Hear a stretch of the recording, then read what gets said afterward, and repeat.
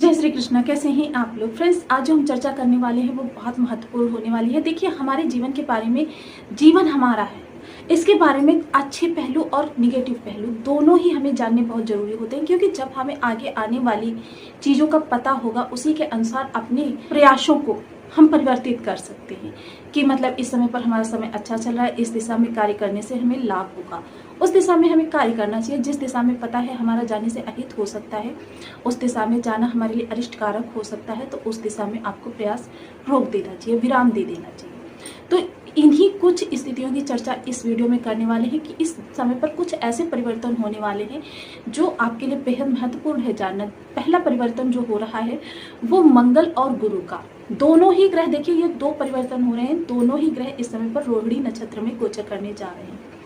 तो ये रोहिणी नक्षत्र में 9 दिन रहेंगे। आपका 31 तारीख को शुक्र का शाम 5:45 पर शुक्र का राशि परिवर्तन होगा। शुक्र देव जो है आपके इस समय पर सिंह राशि में गोचर करेंगे। यहाँ पर आपके अकेले सूर्य देव रह जाएंगे। तो यहाँ पर अकेले सूर्य देव के रहने से भी एक नए योग का निर्माण हो रहा है। तो इन सभी विषयों पर पूर्णतया चर्चा करेंगे इस वीडियो में। देखिए, मैंने आपको बताया ये समय जो होगा आपका चलने का नहीं, दौड़ने का समय होगा। आपके जीवन को एक नई प्रगति की ओर ले जाने के लिए यह समय बना हुआ है। सबसे पहले तो मंगल देव किस चीज के कारक होते हैं? मंगल देव आपके बल के, पौरुष के, पराक्रम के, उत्साह, कार्य को करने में लगने वाली ऊर्जा, मानव शरीर में बहता हुआ रक्त, आत्मविश्वास, इन सभी चीजों के कारक मंगल देव होते हैं। गुरु कारक होते हैं वृद्धि के, ज्ञान के, वैराग्य के, आध्यात्म के। आपके जीवन में जितनी भी, देखिए गुरु को धन का भी कारक कहा जाता है। गुरु को धन आगमन के लिए, धन संचयन के लिए, विवाह के लिए, विवाह संबंधों के लिए, संतान के लिए, संतानोत्पत्ति के लिए, कैरियर में स्टेबिलिटी के लिए, इनमें गुरु का कारकत्व देखा जाता है। शुक्र आपके लग्जरी के कारक होते हैं। रोहिणी नक्षत्र जो है वो चंद्र और शुक्र के, इस पर दोनों ही ग्रहों का प्रभाव देखा जाता है। दोनों ही ग्रह जो हैं लग्जरी के, धन की निरंतरता के लिए। चंद्रमा क्या है? चंद्रमा आपके जीवन की, आपकी जो डेली इनकम होती है उसके कारक होते हैं। आपके पास कितनी डेली इनकम आएगी, आपके जीवन में धन की निरंतरता कैसी रहेगी। देखिए, जब चंद्रमा आपके वीक होते हैं तो क्या होता है, कभी घी करना, कभी मुट्ठी भर चना, कभी वो भी मना। किंतु जब वही चंद्रमा स्ट्रांग होते हैं तो आपके पास जो घी की मात्रा होती है ना, डेली बराबर ही रहती है। तो चलिए आज चर्चा करते हैं इन्हीं सब विषयों पर कि आपके लिए इस समय पर कौन से पहलू पॉजिटिव होने वाले हैं, कौन से पहलू आपको थोड़ा सा निगेटिव होने वाले हैं, जहां से आपको सतर्क रहना चाहिए। इन सभी विषयों पर पूर्णतया विश्लेषण करेंगे इस वीडियो में। तो बने रहिए हमारे साथ इस वीडियो में एंड तक, आपको बहुत कुछ जानने के लिए। यदि आपकी लग्न में 12 नंबर बना हुआ है तो ये राशिफल आपके लिए। यदि कुंडली में कहीं भी चंद्रमा के साथ 12 नंबर बना हुआ है तो भी ये राशिफल आपके लिए। कुंडली ना होने की स्थिति में आप सिर्फ नाम राशि से भी देख सकते हैं।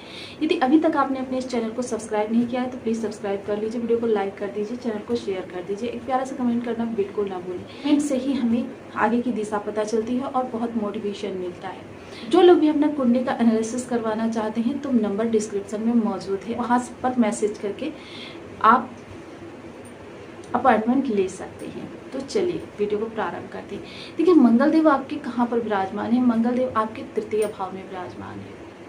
तृतीय भाव मंगल देव यहाँ पर कारकत्व प्राप्त है, क्योंकि पराक्रम के कारक हैं, बाहुबल में बैठे हुए हैं, तो आपके लिए बहुत अच्छे समय का निर्माण कर रहे हैं। साथ में गुरु का ज्ञान भी प्राप्त हो रहा है। गुरु आध्यात्म के कारक होते हैं और गुरु का साथ मंगल को बहुत प्रिय होता है। रोहिणी नक्षत्र शुक्र और चंद्र का नक्षत्र है।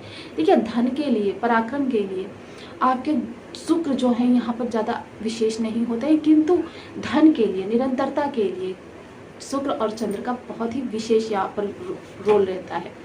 शुक्र और चंद्र क्या है? आपकी लग्जरी के कारक होते हैं। चंद्र में 16 कलाओं से युक्त होता है, यानी कि आपको जीवन में 16 तरीके के ऐशो आराम देने के लिए चंद्र को देखा जाता है। आपके जीवन में जितनी भी इस समय पर नकारात्मकता व्याप्त है उस नकारात्मकता को दूर करेंगे।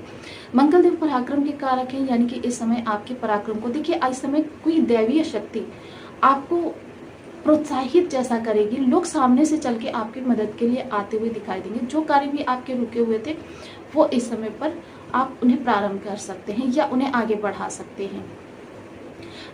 अब यहाँ पर देखिए, छोटे भाई बहन इस दौरान काफी प्रसन्न रहेंगे, क्योंकि भाई बंधुओं के कारक भी होते हैं मंगल देव।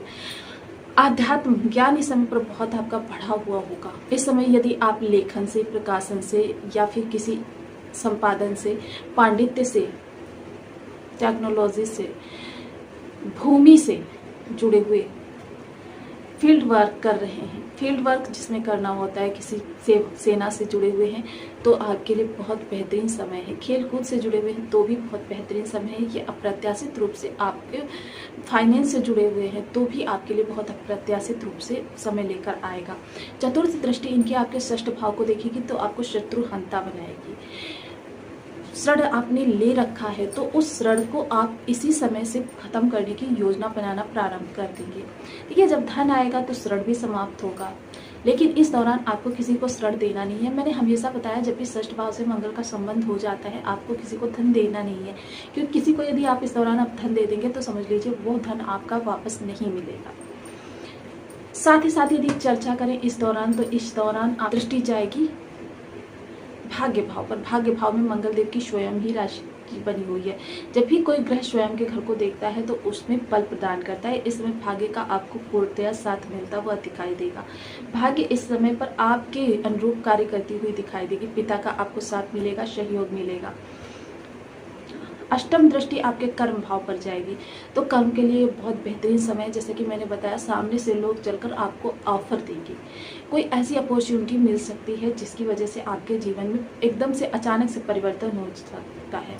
वहीं शुक्रदेव इस समय पर आपके षष्ठ भाव से गोचर करेंगे। यहाँ पर सूर्यदेव पंचम में अकेले रह जाएंगे। स्टूडेंट्स वर्ग के लिए तो इस समय से बेहतरीन समय हो ही नहीं सकता। ये वो टाइम पीरियड होगा जब स्टूडेंट सुपर डुपर कहे जा सकते हैं।